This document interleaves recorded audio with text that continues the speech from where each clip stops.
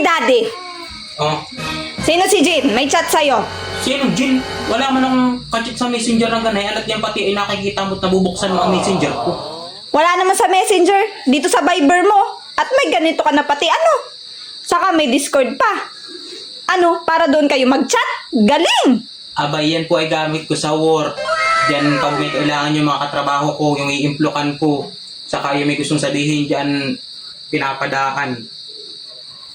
Kaya pala ang chat ay, salamat sir, napasaya mo ako kanina.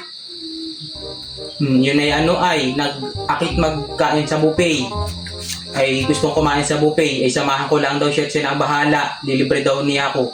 Ay libre man bagay yun, sayang din yun. Talaga ba?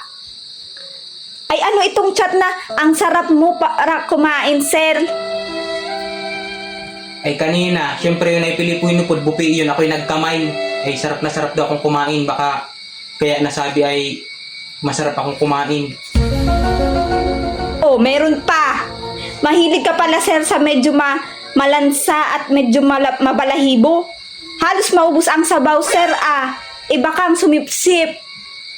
Ay Filipino food nga, may balot doon. Ay kumain ako na yun, ay mahal ba yun dito sa atin? Ay sinamantala ko na. Ako Justin, tigilan mo ako. Oh no! Yung mga palusot mong iyan. At ano? Ay totoo man yun. Odo. Ay ito, anong palusot mo dito? Alin yan? Ano naman? Sir, sana hindi ako mabuntis. Ibang topic na yan. Wag ako Justin ha, wag ako.